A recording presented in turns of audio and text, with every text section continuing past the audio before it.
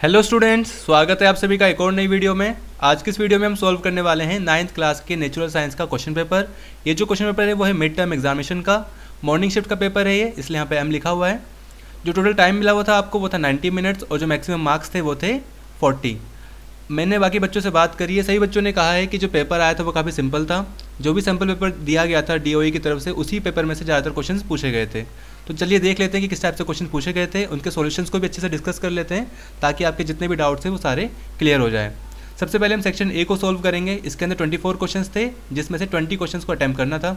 तो जो पहला क्वेश्चन था वो काफ़ी सिंपल था, ये बिल्कुल सैम्पल पेपर में से ही दिया गया है। यहाँ लिखा था in tincture of iodine dash is a solute and dash is a solvent.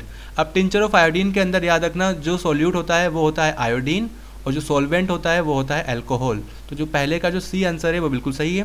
तो फर्स्ट का सी आंसर था करेक्ट। उसके बाद आगे बढ़ते हैं क्वेश्चन नंबर सेकंड पे। यहाँ लिखा है विच of the following is heterogeneous mixture. इनमें से कौन सा हेट्रोजीनियस यानी कि बिस्मांगी मिश्रण है। तो solution of sugar in water. अब देखो जो शुगर होती है, चीनी होती है, वो तो वाटर के अंदर कम्प्लीटली घुल जाती है, इसका मतलब ये हेट्रोजीनियस नहीं होता है, ये तो होमोजीनियस होता है। चोक पाउडर इन वाटर, हाँ तो ये हेट्रोजीनियस होता है। Kerosene in water. अब केरोसिन यानी कि मिट्टी का तेल, मिट्टी का तेल भी क्या होता है, पानी के अंदर नहीं घुलता, तो ये भी हेट्रोजीनियस सॉल्यूशन होता है। सो बेसिकली इसमें आंसर होगा बोथ बी एंड सी। तो जो सेकंड क्वेश्चन होगा उसका डी ऑप्शन बिल्कुल सही होगा। थर्ड क्वेश्चन की तरफ बढ़ते हैं। यहाँ लिखा है प्योर मिल्क इज़ वॉट। जो शुद्ध दूध होता है वो क्या होता है, विलियन होता है, कोलाइडल होता है, निलंबन होता है, समांगी मिश्रण। तो जो शुद्ध दूध होता है वो याद रखना वो कोलाइडल होता है यानी कोलोइड, यानी बी आंसर जो बी ऑप्शन है वो बिल्कुल सही है क्वेश्चन नंबर 3 का। आगे है क्वेश्चन नंबर 4। यहाँ लिखा है विच of the following upon shaking with water will not form true solution. तो ट्रू सॉल्यूशन इनमें से मतलब किस चीज़ को मिलाने से नहीं बनेगा, ठीक है। सो याद रखना एल्बुमिन, याद रखना जो अंडे का जो एल्बुमिन होता है वो पूरी कम्प्लीटली नहीं घुलता, ठीक है। ये क्या है, एक कोलाइडल सॉल्यूशन बना देता है, ट्रू सॉल्यूशन नहीं बनाता। बाकी कॉपर सल्फेट, कॉमन सोल्ट और ग्लूकोज ये कम्प्लीटली घुल जाते हैं, तो इसका राइट आंसर होगा सी ऑप्शन एल्बुमिन, ठीक है। ये क्या है, ट्रू सॉल्यूशन नहीं बनाता, ये कोलोइड बनाता है। आगे बढ़ते हैं क्वेश्चन नंबर 5 की तरफ। यहाँ लिखा है soda water is solution of carbon dioxide in water, ठीक है।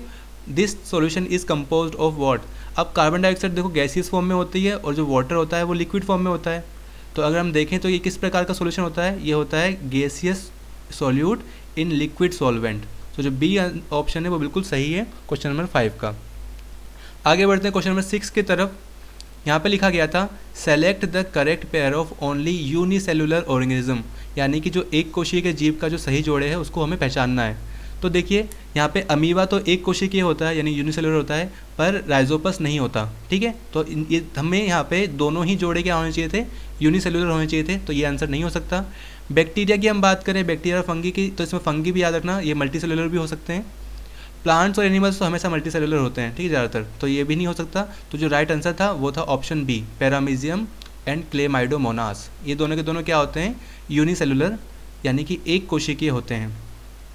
आगे बढ़ते हैं क्वेश्चन नंबर 7 की तरफ। यहाँ लिखा था the cell wall of plant cell is mainly compose of what. तो जो सेल वॉल होती है, कोशिका भित्ति जो होती है पादप की, वो किससे बनी होती है, तो वो सेल्यूलोज से बनी होती है, ठीक है। तो जो बी ऑप्शन था वो बिल्कुल करेक्ट था क्वेश्चन नंबर 7 का। आगे बढ़ते हैं क्वेश्चन नंबर 8 की तरफ। यहाँ लिखा गया था which structure are feature of both plant and animal cell, यानी प्लांट सेल के अंदर भी और एनिमल सेल के अंदर भी क्या चीज़ पाई जाती है, सेल वॉल एंड न्यूक्लियस। अब देखो सेल वॉल तो सिर्फ प्लांट के अंदर पाया जाता है, तो ये ऑप्शन तो नहीं हो सकता। अगला था माइट्रोकॉन्ड्रिया एंड सेंट्रियोल्स। अब सेंट्रियोल्स सिर्फ एनिमल सेल के अंदर पाए जाते हैं, प्लांट के अंदर नहीं पाए जाते, तो ये भी नहीं हो सकता। यहाँ पे भी देखो सेंट्रियोल दे रखा, तो ये वाला भी नहीं हो सकता। तो माइट्रोकॉन्ड्रिया एंड सेल मेम्ब्रेन ये दोनों में पाई जाती है। सो ओनली फोर्थ ऑप्शन जो है वो करेक्ट है, तो इसका डी ऑप्शन है जो कि आपका सही होगा, केवल चौथा वाला, ठीक है। सो 8 का डी पे टिक करना था, डी बिल्कुल राइट आंसर था। आगे बढ़ते क्वेश्चन नंबर 9 की तरफ। यहाँ पे क्वेश्चन नंबर 9 में दिया गया है who first discovered the free living cell. तो ये तो एनसीईआरटी में लिखा हुआ ही है कि जो पहली जीवित कोशिका की जो खोज की थी वो की थी ल्यूवेनहॉक ने। तो सी आंसर बिल्कुल सही है, 9th का सी है, ठीक है। आगे बढ़ते हैं क्वेश्चन नंबर 10 की तरफ। यहाँ लिखा है कि जो क्रोमोसोम होते हैं, यहाँ लिखा है chromosome are composed of DNA and protein, these are located. ये कहाँ पे लोकेटेड होते हैं, डीएनए और प्रोटीन से बने हुए जो क्रोमोसोम होते हैं वो न्यूक्लियस के अंदर लोकेटेड होते हैं, ए ऑप्शन, ठीक है। सो केंद्रक के अंदर ये उपस्थित होते हैं। तो 10th का जो है वो ए ऑप्शन बिल्कुल करेक्ट है। आगे बढ़ते हैं क्वेश्चन नंबर 11 की तरफ। यहाँ लिखा गया था which of the following tissue help in increasing the width and the girth of the plant. ठीक है, तो आपको पता है ये आपने बुक में अगर ढंग से आपने डायग्राम को देखा होगा, डायग्राम का जो एपिकल, इंटरकैलरी और जो जो जो क्या लेटरल टिश्यू था, मेरिस्टेम था, अगर आपने उसको रीड किया होगा अच्छे से तो आपको उसका आंसर मिल गया होगा। जो लेटरल मेरिस्टेम होता है ये क्या करता है, गर्थ को बढ़ाता है, गर्थ ऑफ द प्लांट को इंक्रीज करता है। तो पार्श्व विभजोतक वाला जो बी ऑप्शन है वो बिल्कुल करेक्ट है क्वेश्चन नंबर 11 का। आगे बढ़ते हैं क्वेश्चन नंबर 12 की तरफ। यहाँ लिखा गया था tracheid, vessel, food fibres and parenchyma cells किस में पाई जाती है, तो ये सब पाई जाती है जाइलम के अंदर। ठीक है, तो इसका 12th का जो ए ऑप्शन है वो बिल्कुल करेक्ट है। आगे बढ़ते हैं क्वेश्चन नंबर 13 की तरफ। यहाँ दिया गया है identify simple permanent tissue from the given pair. अब सिंपल अगर हम परमानेंट टिश्यू की बात करें तो वो कौन कौन से हैं। देखो जाइलम दे रखा है, तो ये सारे के सारे क्या है, कॉम्प्लेक्स में आते हैं, तो ये सिंपल तो है नहीं। तो पेरेन्काइमा, कोलेनकाइमा, स्केलेनकाइमा ये क्या है, सिंपल टिश्यू है। सो ये आपका राइट आंसर होगा, ऑप्शन डी। आगे बढ़ते हैं क्वेश्चन नंबर 14 की तरफ, जो इसका भी मतलब हिंदी में भी लिखना, अब ऑप्शन डी बिल्कुल सही है। क्वेश्चन नंबर 14 यहाँ पे दे रखा था the husk of the coconut is made of what. ये एनसीईआरटी, देखो इस ज़्यादातर जो क्वेश्चन आ रखे हैं वो बिल्कुल अगर आपने सैम्पल पेपर अच्छे से किया है और आपने जो सपोर्टिंग मटेरियल के जो क्वेश्चन अच्छे से रीड करें तो सारे के सारे क्वेश्चन उसी में से आ रखे थे। ठीक है, तो यहाँ पे लिखा था कि हस्क ऑफ द कोकोनट किससे बना होता है, तो बना होता है स्केलेनकाइमा टिश्यू से। ठीक है, ये वाला डी ऑप्शन बिल्कुल सही है क्वेश्चन नंबर 14 का। आगे है क्वेश्चन नंबर 15। यहाँ पे डायग्राम दे रखा है, इसको रीड करना है अच्छे से और फिर पता लगाना है कि इसमें 1 2 3 क्या है। सबसे पहले तो यहीं पे देख लेते हैं। अगर हम देखें यहाँ पे जो 1 है वो यहाँ पे डॉट्स दिखा रखे हैं, ये वाले, ये तो गार्ड सेल को दिखा रहा है 1। तो सेकंड वाला क्या है, क्लोरोप्लास्ट को दिखा रहा है, और थर्ड वाला जो है सबसे बाहर जो रक्षी जो होता है एपिडर्मल सेल, उसको दिखा रहा है। सो इसका राइट करेक्ट जो आंसर बनेगा क्वेश्चन नंबर 15 का वो होगा ए। यहाँ पे आप देख सकते हैं, इंग्लिश में देख लेते हैं। यहाँ लिखा है जो फर्स्ट है वो गार्ड सेल है, सेकंड क्या है क्लोरोप्लास्ट, एंड थर्ड क्या है एपिडर्मल सेल। सो इसका राइट आंसर होगा ऑप्शन ए। हिंदी में भी क्या होगा, इसका ऑप्शन ए ही होगा, रक्षी कोशिका, क्लोरोप्लास्ट और एपिडर्मी कोशिका। आगे बढ़ते हैं क्वेश्चन नंबर 15। अब देखो क्वेश्चन 15 जो है वो मतलब सिंपल वाला भी है और एक क्या है जो दृष्टिबाधित जो स्टूडेंट होते हैं, विद्यार्थी होते हैं, उनके लिए भी है। इसको भी अगर आप ढंग से पढ़ेंगे तो इसका आंसर भी ए ही निकल के आएगा। कैसे, क्योंकि जो OMR शीट पे क्वेश्चन को जब टिक करेंगे तो वो चाहे दृष्टिबाधित स्टूडेंट हो चाहे मतलब नॉर्मल स्टूडेंट हो, सबको ए पे ही टिक करना पड़ेगा, एक ही वो होता है, बॉक्स होता है। तो यहाँ लिखा विच statement is not true about stomata. इसको भी एक बार रीड कर लेते हैं 15 को। तो स्टोमेटा के लिए कौन सी स्टेटमेंट ट्रू नहीं है। अब देखो these are necessary for exchange of gases, ये भी सही है, ये भी सही है और ये भी सही है। ठीक है, जो ऑप्शन ए है वो ट्रू नहीं है। तो 15 का जो अगर दृष्टिबाधित स्टूडेंट के लिए आएगा तो जो ए ऑप्शन है वो सही नहीं है। यहाँ लिखा था कि इनकी संख्या पत्ती की नीचे की अपेक्षा ऊपर अधिक होती है, तो वो रॉन्ग है। ऊपर क्या होता है, रंध्र की संख्या कम होती है, नीचे की तरफ ज़्यादा होती है। तो इसका आंसर भी ए ही होगा। क्वेश्चन नंबर 16 की तरफ बढ़ते हैं। यहाँ लिखा है the SI unit of speed. ये तो बिल्कुल उठ के बिल्कुल सैम्पल पेपर में से आगे सीधा सीधा। स्पीड की जो SI यूनिट है वो क्या होती है, वो होती है मीटर पर सेकेंड, ऑप्शन ए। 16 का जो ऑप्शन ए है वो बिल्कुल करेक्ट है। आगे बढ़ते हैं क्वेश्चन नंबर 17 की तरफ। यहाँ कहा गया था which of the following is an example of non uniform acceleration. अब नॉन यूनिफॉर्म एक्सेलरेशन क्या होता है, जब आपकी स्पीड कभी कम हो कभी ज़्यादा हो, उसको बोलते हैं हम नॉन यूनिफॉर्म एक्सेलरेशन या असमान त्वरण। तो उसका राइट आंसर था ऑप्शन डी, भीड़ भाड़ वाली सड़क पर कार की आवाजाही। अगर एक कार भीड़ भाड़ वाली सड़क पर चलेगी तो कभी अपनी स्पीड को कम करेगी, कभी ज़्यादा तेज़ करेगी, तो ये क्या होगा, यूनिफॉर्म एक्सेलरेशन का एग्जाम्पल तो बिल्कुल नहीं हो सकता। ठीक है, ये क्या है, नॉन यूनिफॉर्म एक्सेलरेशन का एग्जाम्पल है। सो डी ऑप्शन बिल्कुल सही है क्वेश्चन नंबर 17 का। आगे बढ़ते क्वेश्चन नंबर 18 की तरफ। यहाँ लिखा गया था a body thrown vertically upward reaches a maximum height of y, then it then returns to the ground, the distance and the displacement traveled by the body respectively are what। तो पहले distance पूछा गया है और बाद में displacement. ठीक है, तो देखिए जब अगर हम किसी पत्थर को किसी चीज़ को ऊपर फेंकेंगे और वो वाई डिस्टेंस से ऊपर जा रही है, तो अगर हम उसकी डिस्टेंस की बात करें तो वो वाई ट्रेवल करेगा और फिर नीचे भी आएगी वो, तो एक और वाई मतलब वाई ट्रेवल करेगा ऊपर भी और वाई ट्रेवल करेगा नीचे भी। इसका मतलब जो टोटल डिस्टेंस आएगा वो तो आ जाएगा 2y, पर जब ऊपर से वो दोबारा नीचे गिरेगा तो उसका डिस्प्लेसमेंट क्या हो जाएगा, 0। तो इसका राइट आंसर होगा ऑप्शन ए, 2y एंड 0। जो दूरी होगी वो 2y होगी और जो विस्थापन होगा वो 0 होगा। ठीक है, क्वेश्चन नंबर 18 का। सो ए ऑप्शन बिल्कुल सही है। क्वेश्चन नंबर 19 की तरफ बढ़ते हैं। 19 में यहाँ पर एक चित्र दे रखा है, हमसे पूछा है कि x और y क्या है यहाँ पे। तो ध्यान से देखो, ये रहा x, यहाँ पे x क्या बता रहा है, यहाँ पे डिस्टेंस बता रहा है। ठीक है, चाल मतलब ये क्या है, पथ मतलब कितना डिस्टेंस ट्रेवल किया है वो बता रहा है, और y क्या बता रहा है, स्पीड बता रहा है। तो इसको हमें बताना था कि इसमें से a और b क्या है। तो ध्यान से रखना, जो x है, अब देख लेते हैं इसमें फटाफट से क्या है, क्या दे रखे हैं ऑप्शन। जो पहला ऑप्शन दे रखा है कि x क्या है, स्पीडोमीटर है, और y क्या है, ओडोमीटर। अब देखो x क्या स्पीड बता रहा है, नहीं, x स्पीड नहीं बता रहा है। ठीक है, आगे देखते हैं, x क्या है, ओडोमीटर है, और y स्पीडोमीटर है। हाँ देखो, x क्या है, हमें किलोमीटर बता रहा है, तो जो ओडोमीटर क्या होता है वो डिस्टेंस बताता है, और स्पीडोमीटर स्पीड बताता है। तो इसका जो बी ऑप्शन है वो बिल्कुल करेक्ट है, यानी x क्या है, पथमापी है, और y क्या है, चालमापी। तो क्वेश्चन नंबर 19 का होगा ऑप्शन बी। आगे यही क्वेश्चन दे रखा है, यहाँ पे क्वेश्चन नंबर 19 ही दे रखा है, मतलब विजुअली इम्पेयर्ड कैंडिडेट्स के लिए। यहाँ पे कहा गया है कि a device is fitted in every car and bike to measure the speed and distance. तो स्पीड और डिस्टेंस की बात करी गई है, तो स्पीड बताता है स्पीडोमीटर और डिस्टेंस बताता है ओडोमीटर। सो बेसिकली इसका भी ऑप्शन बी ही करेक्ट होगा। आगे बढ़ते क्वेश्चन नंबर 20 की तरफ। यहाँ एक ग्राफ दे रखा है, और ग्राफ को ध्यान से रीड करने के लिए कहा गया है। हमसे पूछा गया है, in the following velocity time graph of an object which graph shows zero acceleration. ये सैम्पल पेपर का क्वेश्चन है कि जीरो एक्सेलरेशन किसके अंदर शो होती है। तो जब भी कभी वेलोसिटी टाइम ग्राफ के अंदर ये एक पैरेलल लाइन आ जाए, समांतर रेखा आ जाए, ठीक है, टाइम के साथ साथ में, तो ये जीरो एक्सेलरेशन को शो करता है। ठीक है, तो यहाँ पे जो राइट आंसर आएगा वो आएगा ऑप्शन ए। ठीक है, सो ऑप्शन ए बिल्कुल करेक्ट आंसर होगा। अब यही क्वेश्चन मतलब दृष्टिबाधित विद्यार्थियों के लिए भी दे रखा है, तो इसका भी ऑप्शन ए ही होगा, 0। ठीक है, यहाँ पे कहा गया है किसी वस्तु के वेग समय ग्राफ में x के अक्ष के समांतर रेखा वाले ग्राफ की वस्तु का त्वरण यानी कि एक्सेलरेशन कितना होगा, तो 0 होगा। ठीक है, आगे बढ़ते क्वेश्चन नंबर 21 की तरफ। यहाँ जो 21 में क्वेश्चन लिखा गया है, if p and q are 2 objects with masses 5 kg and 20 kg respectively, then. अब जिसका मास याद रखना कम होगा उसका इनर्शिया भी कम होगा, जिसका मास ज़्यादा होगा इसका इनर्शिया भी ज़्यादा होगा। तो यहाँ पे देखो लिखा है कि p has more inertia than q। p के पास p का जो इनर्शिया है वो ज़्यादा है q के मुकाबले, तो नहीं, ये तो फॉल्स है।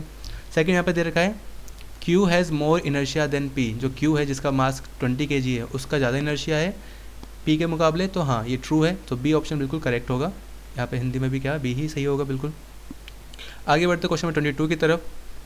यहाँ कहा गया है the SI unit of force. अब SI यूनिट अगर फोर्स की देखें तो क्या होती है, तो SI यूनिट याद रखना न्यूटन होती है फोर्स की। ठीक है, तो ए ऑप्शन बिल्कुल सही है, न्यूटन। आगे बढ़ते क्वेश्चन नंबर 23 की तरफ।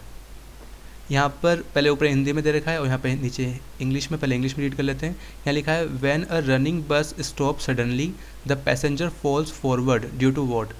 अब जब कोई बस चलते चलते रुक जाती है तो पैसेंजर आगे की तरफ गिरते हैं, तो वो इनर्शिया की वजह से होता है। और इनर्शिया की बात किसके अंदर करी गई है, कंजर्वेशन ऑफ एनर्जी के अंदर करी गई है, नहीं। सेकंड लॉ के अंदर करी गई है, नहीं। थर्ड लॉ के अंदर, बिल्कुल नहीं। तो जो फर्स्ट लॉ ऑफ मोशन था उसके अंदर इनर्शिया की बात करी गई थी। तो जो डी ऑप्शन है वो बिल्कुल करेक्ट है, यानी न्यूटन की गति का जो प्रथम नियम के कारण ऐसा होता है। तो क्वेश्चन नंबर 23 का जो होगा वो डी ऑप्शन होगा।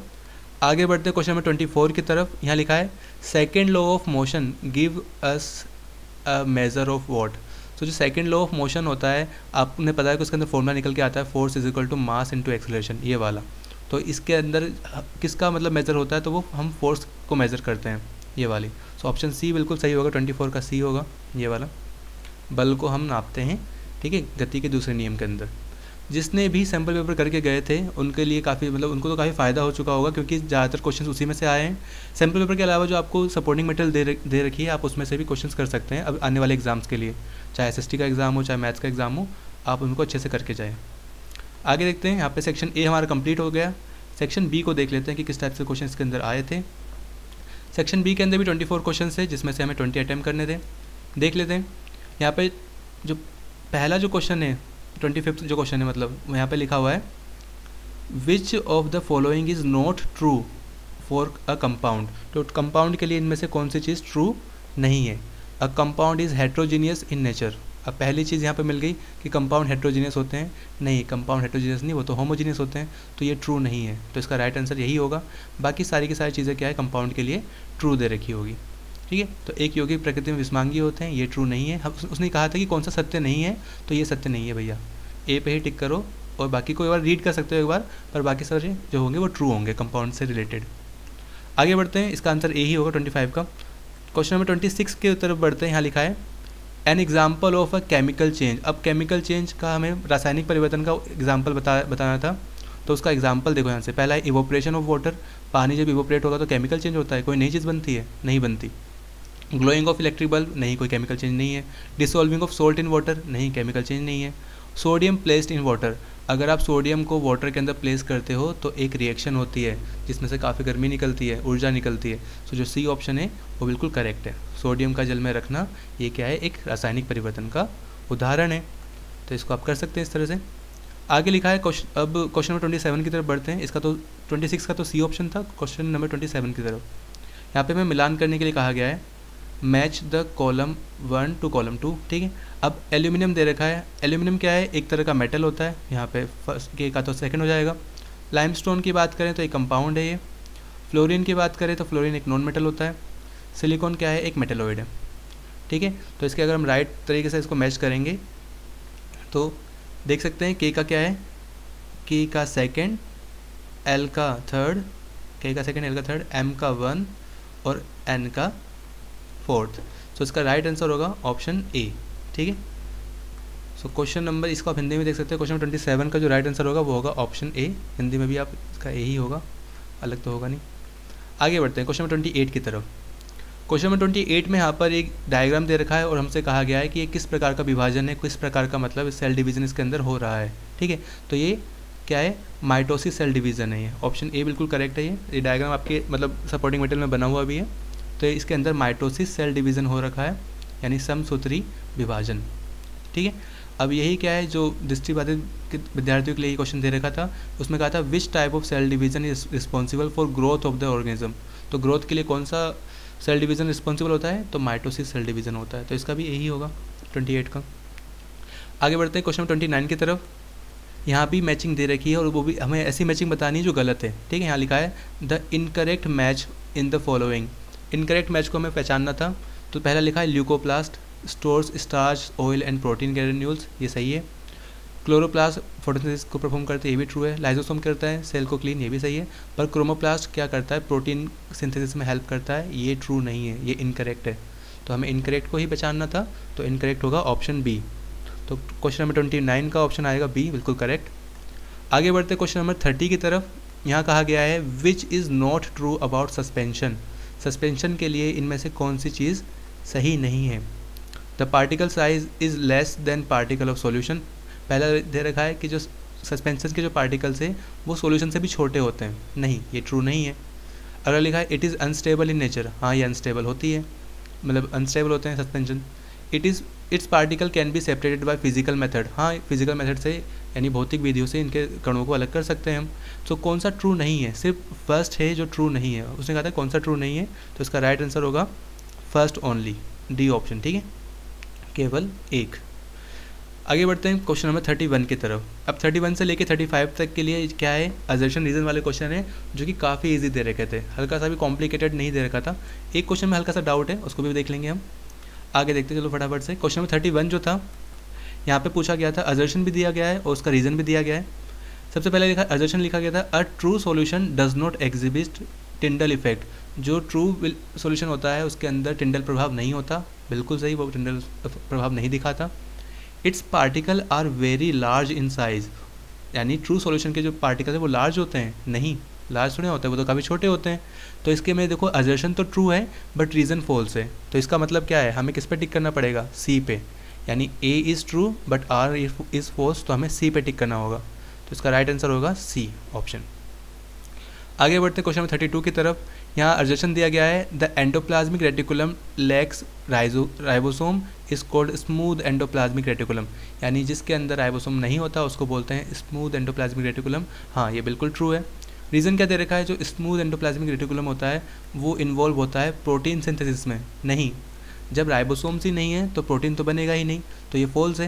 यहाँ पे भी देखो असर्शन सही है, रीज़न फॉल्स है, तो इसमें भी आपको सी पे टिक करना है। ठीक है, 31 32 में सी पे टिक करना है। फिर आते हैं 33 पे। 33 यहाँ पे दे रखा है कि जो एपिडर्मल सेल्स होती है रूट की, commonly bear long root hair, उनमें रूट हेयर्स होते हैं। हाँ ये ट्रू है। और जो रूट हेयर्स होते हैं वो इंक्रीज़ करते हैं अब्जॉर्प्टिंग जो सरफेस होता है ना, उसको इंक्रीज़ करते हैं, तो ये भी ट्रू है और बिल्कुल करेक्टली एक्सप्लेन भी कर पा रहे हैं, इसलिए इसको आपको इस पर आपको ए पे टिक करना पड़ेगा। तो क्वेश्चन नंबर 33 का ए आंसर बिल्कुल सही होगा। आगे दे रखा है क्वेश्चन नंबर 34। यहाँ पे देखा है the motion of a car along a circular path is accelerated motion. अगर एक कार सर्कुलर पाथ पे घूमेगी तो वो एक एक्सेलरेटेड मोशन शो करेगी। हाँ ये ट्रू है, ठीक है, क्योंकि अगर उसने स्पीड कम कर दी तो वो जाहिर सी बात है एक्सेलरेशन मतलब रुक जाएगी, वो तो एक जगह पर रुक जाएगी ना, तो सर्कुलर पाथ में क्या होगा, वो एक्सेलरेटेड मोशन शो करेगी। In a circular path velocity remains constant. हाँ वेलोसिटी भी क्या होती है, कांस्टेंट होती है सर्कुलर पाथ में। हो भी सकती है कई बार नहीं भी हो सकती, क्योंकि जब गाड़ी स्टार्ट होगी तो वेलोसिटी पहले स्लो होगी, फिर बढ़ती जाएगी बढ़ती जाएगी बढ़ती जाएगी। इसका मतलब ये स्लो भी हो सकती है और कांस्टेंट भी हो सकती है, मतलब चेंज भी कर सकती है। तो इसका राइट आंसर देखा है तो यहाँ इसमें दोनों ही ट्रू है, पर करेक्टली इस चीज़ को एक्सप्लेन नहीं कर पा रहा है, ठीक है। तो इसमें असर्शन रीज़न दोनों ही ट्रू है पर करेक्टली एक्सप्लेन नहीं कर पा रहा है, तो इसमें आपको बी पे टिक करना है। पर इसमें हल्का सा डाउट है, तो जो ऑफिशियल आंसर की है उसका हम वेट कर लेंगे, एक बार उसको चेक कर लेंगे कि इसमें क्या है, ठीक। तो इसमें डाउट लिख लो हल्का सा, ये डाउट वाले क्वेश्चन है, कोई नहीं, बाद में इसको चेक कर लेंगे हम। आगे देखते हैं क्वेश्चन 35 को। यहाँ लिखा है in a tug of war the rope does not move in any direction. जब टग ऑफ वार हम रस्सा कसी खेलते हैं, रस्सी खींचने वाला गेम खेलते हैं, तो जो रस्सी है वो किसी डायरेक्शन में मूव नहीं होती। अब इसका रीज़न क्या है, इसका रीज़न दे रखा है अ balance force acts on the rope. उस पर क्या है, एक बैलेंस फोर्स अप्लाई होती है। हाँ अगर बैलेंस फोर्स अप्लाई होगी तो रस्सी किसी भी डायरेक्शन में मूव नहीं होगी। तो यहाँ पे ये भी ट्रू है, ये भी ट्रू है और करेक्टली एक्सप्लेन भी कर पा रहा है, इसलिए आपको इस पर ए पे टिक करना पड़ेगा 100%, ठीक है, इसमें कोई डाउट नहीं है। आगे बढ़ते क्वेश्चन नंबर 36 की तरफ। यहाँ पर ये डायग्राम दे रखा है, उसको देख लेते हैं। यहाँ पे लिखा है to study the effect of nature of a solution on a cell a student placed few RBC cells into a solution X। After some time the RBC increase in size as shown in the given picture. What could be the nature of the solution. अब देखो RBC का size कब फूल जाता है, किस solution के अंदर फूल जाता है, तो वो होता है हाइपोटोनिक सॉल्यूशन। तो इसका जो बी आंसर है वो बिल्कुल करेक्ट है। हमें सॉल्यूशन बताना था कि किस टाइप का सॉल्यूशन है ये, तो ये एक हाइपोटोनिक सॉल्यूशन यानी कि अल्प परासरणदाबी विलयन होगा। तो बी ऑप्शन बिल्कुल सही होगा इस क्वेश्चन का, ठीक है। फिर क्वेश्चन नंबर 36 जो है मतलब दृष्टिबाधित विद्यार्थियों के लिए भी दे रखा है, इसको भी रीड कर लेते हैं। यहाँ कहा गया है कि to study the effect of nature of, ये सेम क्वेश्चन दे रखा है, हमें यहाँ बता रखा है कि किस मतलब विलियन के अंदर RBC का साइज़ बढ़ जाता है, फूल जाती है RBC, तो हाइपोटोनिक ही होगा इसका, ठीक है। बी ऑप्शन ही इसका करेक्ट होगा। आगे बढ़ते हैं क्वेश्चन नंबर 37 की तरफ। यहाँ पे भी एक डायग्राम दे रखा है, इसको भी हमें देखना है। तो यहाँ पर इस डायग्राम के अंदर देख लेते हैं क्या क्या चीज़ें दे रखी है हमें। ये हिंदी में दे रखा है पहले और उसके बाद इंग्लिश में दे रखा है, उसको भी देख लेते हैं। तो यहाँ पर जो फर्स्ट पार्ट है, ये वाला फर्स्ट, वो तो वैक्यूल है, हमें पता है कि वैक्यूल है। सेकंड पार्ट तुम्हारा न्यूक्लियस है, केंद्रक, और थर्ड तुम्हारा ये क्या दे रखा है, दो चीज़ें दे रखी हैं, ये क्या है, क्लोरोप्लास्ट है। तो हमें इनका काम को करेक्टली मैच करना था। तो देखो ज़रा, अगर फर्स्ट वैक्यूल है तो वैक्यूल का मेन काम क्या होता है, वो करता है, वो स्टोरेज करता है, ठीक है, सॉलिड और लिक्विड कंटेंट को स्टोर करके रखता है। तो जो 1 का तो X हो गया यहाँ पे। सेकंड क्या है, सेकंड हमें पता है कि न्यूक्लियस है तो वो कंट्रोल करता है ऑल पार्ट को, तो सेकंड का हो गया Z और थर्ड का हो गया Y। तो इसका अगर हम देखें तो 1 का X, सेकंड का Z और थर्ड का Y, तो जो C ऑप्शन है वो बिल्कुल करेक्ट है, ठीक है। तो इसमें आपको C पर टिक करना है। अब यही क्वेश्चन आपको यहाँ पे दृष्टिबाधित विद्यार्थी के लिए भी दे रखा है 37, उसको भी ध्यान से देख लेते हैं एक बार। यहाँ पर भी ये ग्राफ इस टाइप, मतलब ये जो इसका भी आंसर इसी ही निकल के आने वाला है, ठीक है, क्योंकि बिल्कुल सिंपल सामने दे रखा है। माइटोकॉन्ड्रिया दे रखा है यहाँ पे बस। तो माइटोकॉन्ड्रिया का मेन काम जो होता है वो क्या होता है, माइटोकॉन्ड्रिया का जो मेन काम होता है वो कोशिका के लिए ऊर्जा निर्माण करना होता है। तो 1 का Y हो जाएगा, सेकेंड का Z हो जाएगा, थर्ड का X हो जाएगा, ठीक है। तो यहाँ पे देख सकते हैं आगे। इसके बाद अगला क्वेश्चन है यहाँ पे, क्वेश्चन नंबर, इसका भी मतलब वही होगा, C ही होगा। 38 को देख लेते हैं। 38 ये पिक्चर यहाँ पे दे रखी है, पहले हिंदी में दे रखा है क्वेश्चन, फिर इंग्लिश में दे रखा है। क्वेश्चन में यहाँ पे देखो, इसको हमें लेबल करना था L, M, N, O और P को। तो जो पूरा जो L है ये वाला पूरा, ये तो पूरा सेल बॉडी है, ठीक है। जो पूरा का यहाँ पे जो M दे रखा है ये वाला, वो क्या है, आपका न्यूक्लियस है। जो N होता है वो क्या है, डेंड्राइट्स है, ठीक है। तो यहाँ पे N तो एक्सॉन्स दे रखे हैं, तो N तो एक्सॉन्स नहीं हो सकता, ठीक है, यानी कि पहला ऑप्शन तो नहीं है। दूसरा देखो, सेल बॉडी, न्यूक्लियस, डेंड्राइट, बिल्कुल सही है। O क्या है, एक्सॉन्स है, हाँ ये बिल्कुल सही है। और P क्या है, नर्व एंडिंग, यानी कि जो B ऑप्शन निकल के आ रहा है वो बिल्कुल करेक्ट निकल के आ रहा है। तो इसका बी आंसर ही सही होगा। ठीक है, क्वेश्चन नंबर 38 का ये वाला ऑप्शन। आगे बढ़ते क्वेश्चन नंबर 39 की तरफ। अब 38 ये जो दृष्टिबाधित विद्यार्थी के लिए भी दे रखा है, इसको भी देख लेते हैं। यहाँ कहा गया है कि जो तंत्रिका ऊतक की जो क्रियात्मक इकाई होती है, जो फंक्शनल यूनिट होती है, वो क्या होती है, तो वो होती है न्यूरॉन। सो जो बी ऑप्शन है वो बिल्कुल करेक्ट है। आगे बढ़ते क्वेश्चन नंबर 39 की तरफ। 39 में यहाँ पे दोबारा से मैचिंग करने के लिए कहा गया था, तो मैचिंग देख लेते हैं किस टाइप की है। यहाँ लिखा है blood is a connective tissue. Blood connective tissue है, उसके अंदर कई सारे पार्ट होते हैं, प्लाज्मा, WBC, RBC, प्लेटलेट्स। उनके जो करेक्ट मैच हमें यहाँ पे करना था कंपोनेंट का, उनके फंक्शन से। तो प्लाज्मा का तो मेन काम होता है ट्रांसपोर्ट करना गैसेस को, न्यूट्रिएंट्स और हार्मोन्स को। WBC का काम क्या होता है, इम्यूनिटी को प्रोवाइड कराना। RBC का काम क्या होता है, ऑक्सीजन और कार्बन डाइऑक्साइड को कैरी करना। प्लेटलेट्स क्या करता है, खून का थक्का बनाने में, यानी कि ब्लड को कोगुलेशन करने में हेल्प करता है। तो इसका करेक्ट ऑर्डर क्या आएगा, P का 1 आ गया हमारा, Q का कितना आ गया यहाँ पे, Q का आ गया 3rd। ठीक है, इस तरह से यहाँ पे आगे देखेंगे तो जो R है, R का क्या है हमारे पास 2nd है, और S का कितना है, S का है 4th। ठीक है, तो इस तरह से आप देख सकते हैं। तो इसका राइट आंसर निकल के आएगा C। यहाँ देखो P का 1 दे रखा है, Q का 3rd है, R का 2nd है और S का 4th। तो जो C ऑप्शन है वो बिल्कुल करेक्ट है क्वेश्चन नंबर 39 का। क्वेश्चन नंबर 40 की तरफ बढ़ते हैं। यहाँ पे लिखा है Reema saw a picture of a muscular tissue which is cylindrical, striped, skeletal and voluntary in nature. अब ये क्वेश्चन हल्का सा ट्रिकी था, ध्यान से आपको रीड करने की ज़रूरत थी कि जो टिश्यू है वो सिलेंड्रिकल भी है, स्ट्रिप्ड है, यानी इसमें बैंड्स है। तो किस टिश्यू के अंदर बैंड्स होते हैं, तो स्टिरेटेड मसल्स के अंदर बैंड्स होते हैं, याद रखना, ये चीज़ ध्यान में रखने वाली बात है। और वॉलंटरी टिश्यू है। अब देखो कार्डियक मसल्स और स्मूथ मसल, ये दोनों के दोनों इनवॉलंटरी टिश्यू होते हैं, याद रखना। और वॉलंटरी टिश्यू की हम बात करें तो वॉलंटरी से होता है यहाँ पे स्ट्रेटेड मसल। तो C ऑप्शन बिल्कुल करेक्ट होगा इसका। ठीक है, इसको आपको देखना है। आगे देखते हैं क्वेश्चन नंबर 41 को। यहाँ पे लिखा है इन inner surface of respiratory tract which epithelial tissue is present. अब रेस्पिरेटरी ट्रैक्ट के अंदर कौन से टिश्यूज़ प्रेजेंट होते हैं, तो वो होते हैं सिलिएटेड कॉलमनर एपिथेलियम। तो A ऑप्शन बिल्कुल करेक्ट है 41 का। क्वेश्चन 42 को देख लेते हैं। Which is not a characteristics of prokaryotic cells. अब प्रोकैरियोटिक सेल्स के बारे में अगर आपने अच्छे से पढ़ा होगा तो दे आर जनरली स्मॉल, हाँ बिल्कुल छोटी होती हैं। क्रोमोसोम्स आर मोर देन 1, इसमें क्रोमोसोम एक से ज़्यादा होते हैं, नहीं, इसके अंदर या तो क्रोमोसोम्स होते ही नहीं है, ट्रू क्रोमोसोम्स तो पाए ही नहीं जाते, बाकी सारी चीज़ें होती हैं। ठीक है, तो कौन से कैरेक्टर्स नहीं है, तो ये जो B वाला है वो नहीं है, इसके अंदर क्या है, गुणसूत्र नहीं पाए जाते। आगे बढ़ते हैं क्वेश्चन नंबर 43 की तरफ।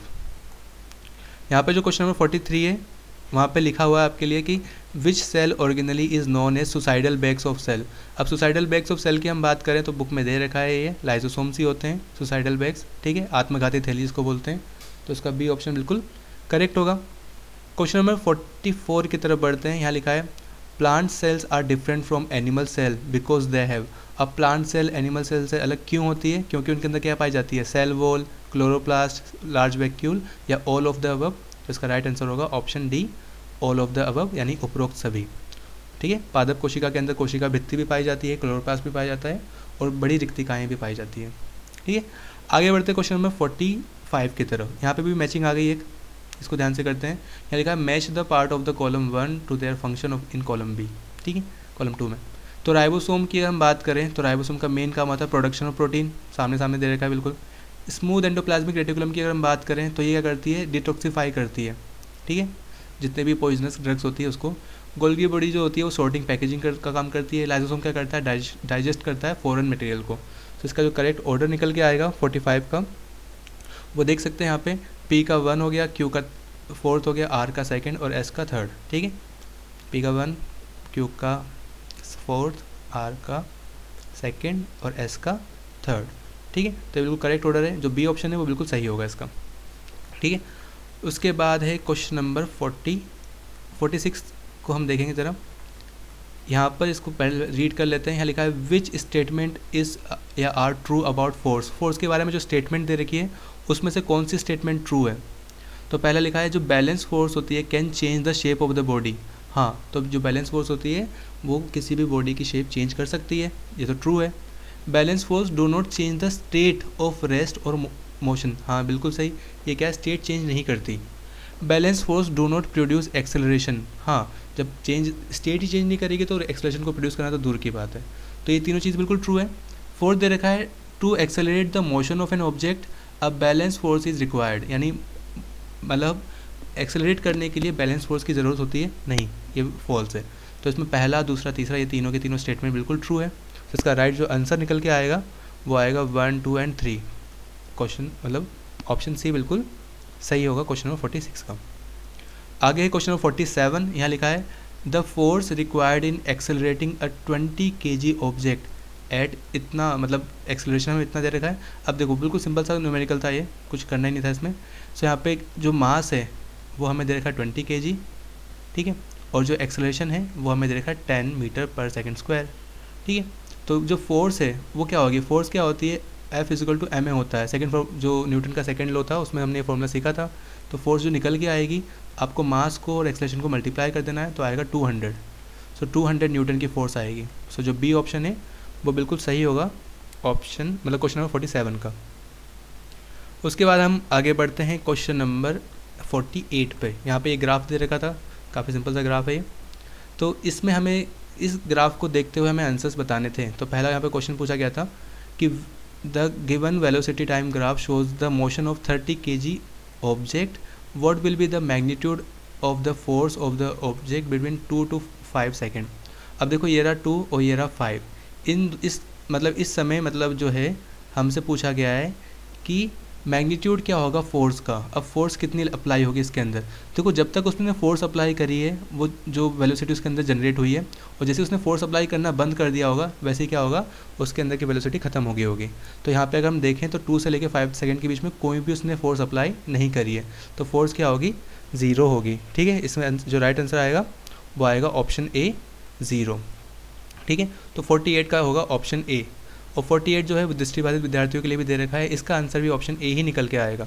कैसे निकल के आएगा वो देख लेते हैं।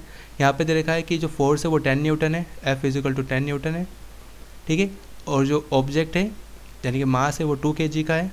हमसे क्या पूछा है, एक्सेलरेशन पूछा है। तो F = ma होता है, तो एक्सेलरेशन क्या होगा, force divide by mass. Force हमें 10 ऊपर आ जाएगा, मास नीचे आएगा, डिवाइड करेंगे तो कितना आएगा 5। तो 5 मीटर पर सेकेंड स्क्वायर क्या आ जाएगा एक्सेलरेशन, यानी कि ए बिल्कुल सही है। ऊपर वाले का भी ए है, 0 फोर्स अप्लाई होगी, और नीचे क्या होगा, एक्सेलरेशन क्या होगा 5 मीटर पर सेकेंड स्क्वायर। तो इस तरह से सेक्शन ए सेक्शन बी दोनों ही कंप्लीट होते हैं। अब आते हैं सेक्शन सी की तरफ, ठीक है। अब जैसे कि आप सब देख सकते हैं ज़्यादातर जो क्वेश्चंस पूछे गए हैं वो सारे के सारे आपके सपोर्टिंग मटेरियल्स में से हैं और सिंपल पेपर में से हैं, तो उसको आप अच्छे से करके जाना बिल्कुल आगे आने वाले एग्जाम्स के लिए, ठीक है। उसके बाद सेक्शन सी को हम सॉल्व कर लेते हैं। इसके अंदर केस स्टडी है, 3 केस स्टडी है इसके अंदर, जिसमें कुल 12 प्रश्न हैं, उसमें से 10 प्रश्नों को हमें सॉल्व करना था। देख लेते हैं। जो पहला केस स्टडी है उसको रीड कर लेते हैं, आप यहाँ पे रीड कर भी सकते हैं। ये पूरी केस स्टडी सॉल्यूशन के बारे में है कि सॉल्यूशन होमोजेनियस मिक्सचर होता है 2 सब्सटेंस का, ठीक है। यहाँ से लेकर यहाँ तक पूरा दे रखा है। इसको रीड करने के बाद यहाँ पे एक ग्राफ भी दे रखा है, उस ग्राफ को हमें देखना है और फिर क्वेश्चन को सॉल्व करना है। तो हमें पे 49 का जो पहला क्वेश्चन 49 जो क्वेश्चन है यहाँ पे लिखा गया है which is the component of solution, यानी जो सॉल्यूशन होता है उसके अंदर क्या चीज़ होती है। तो उसके अंदर सोल्यूट भी होता है और सोलवेंट भी होता है, तो इसका राइट आंसर होगा बोथ ए एंड बी। तो जो 49 का जो राइट ऑप्शन होगा वो होगा ऑप्शन सी, क्वेश्चन नंबर 49 का। आगे है क्वेश्चन नंबर 50। यहाँ कहा गया है टिंचर ऑफ आयोडीन वाला, देखो एक और क्वेश्चन आ गया टिंचर ऑफ आयोडीन वाला। यहाँ कहा गया है कि टिंचर ऑफ आयोडीन क्या है, solution of solid in liquid, solution of liquid in liquid, heterogeneous solution या solution of gas in liquid. तो देखो टिंचर ऑफ आयोडीन के अंदर याद रखना आयोडीन को डाला जाता है किसके अंदर, अल्कोहल के अंदर। तो सॉलिड को लिक्विड के अंदर डाला जाता है, तो जो राइट आंसर होगा वो होगा ऑप्शन ए, ठीक है। उसके बाद क्वेश्चन 51 की तरफ बढ़ जाते हैं।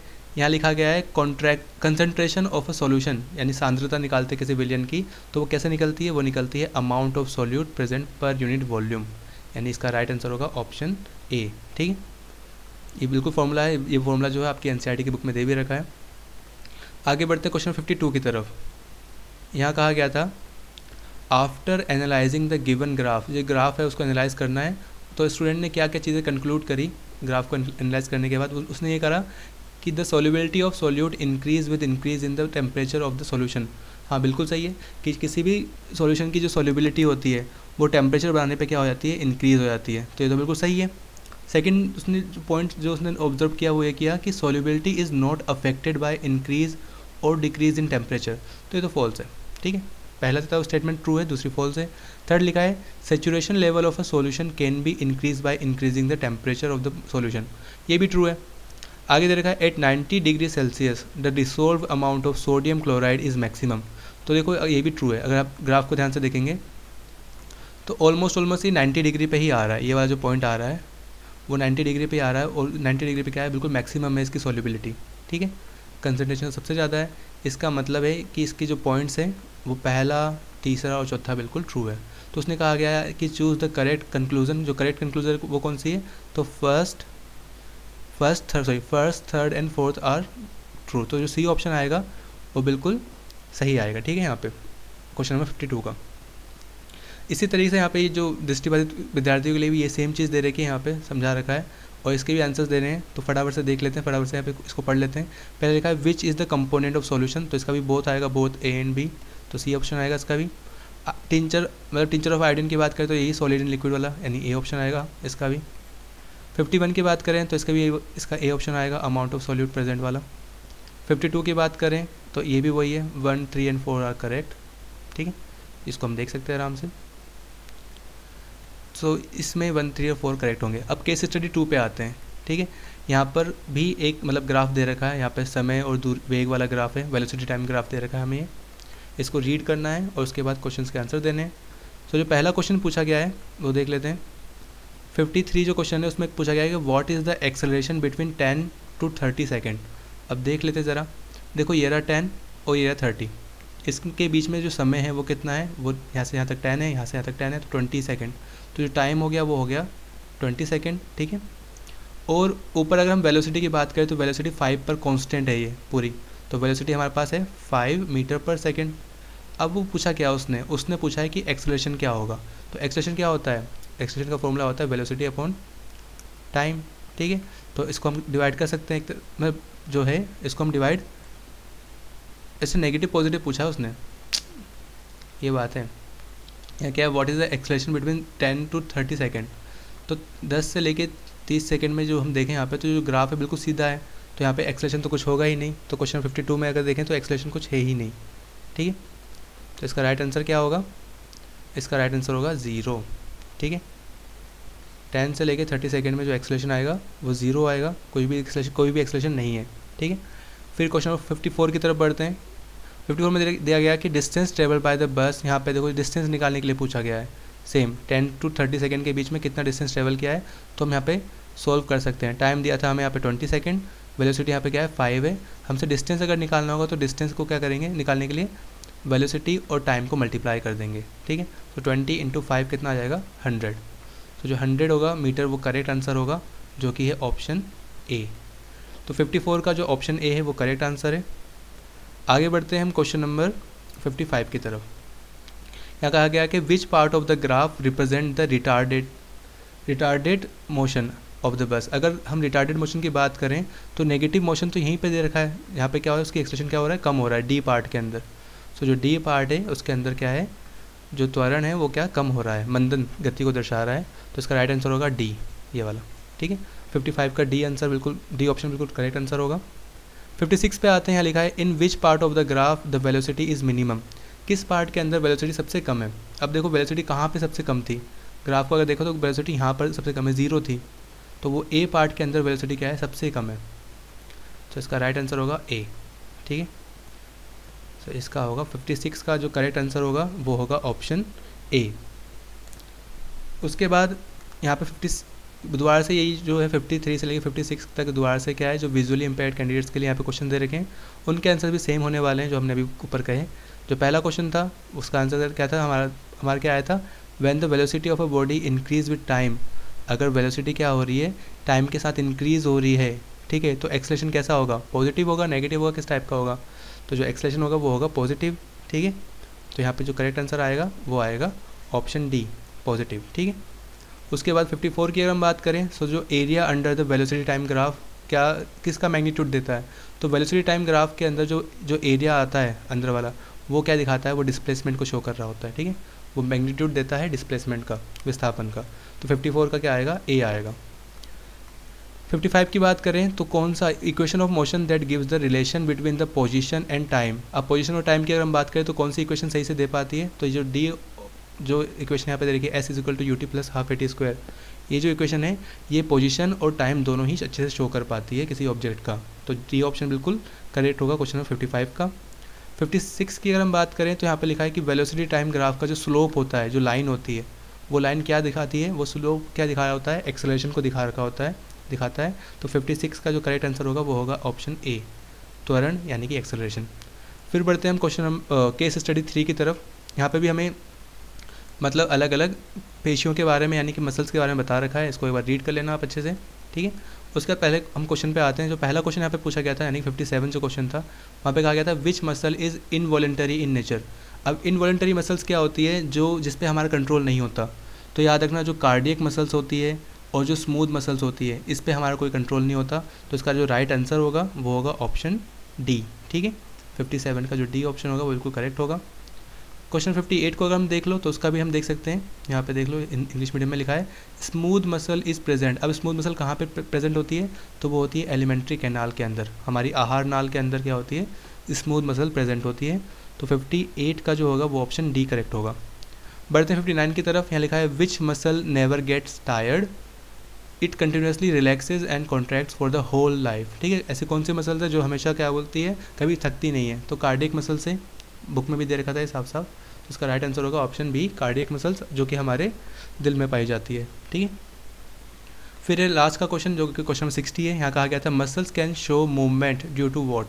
तो मसल्स किसकी वजह से मतलब मूवमेंट शो करती है, तो जो कॉन्ट्रैक्टाइल प्रोटीन है हमारा बॉडी के अंदर, ठीक है, उसकी वजह से मतलब वो क्या है, मोशन मतलब मूवमेंट शो करती है। ये आपके पैराग्राफ में भी लिखा हुआ है, यहाँ पे आप देख सकते हैं। यहाँ लिखा है muscular tissue is responsible for movement in our body, muscles contain special protein called contractile protein which contracts and relax to cause movement. इसलिए इसका राइट आंसर क्या होगा, कॉन्ट्रैक्टाइल प्रोटीन ही होगा, जो कि सी ऑप्शन है, 60 का सी।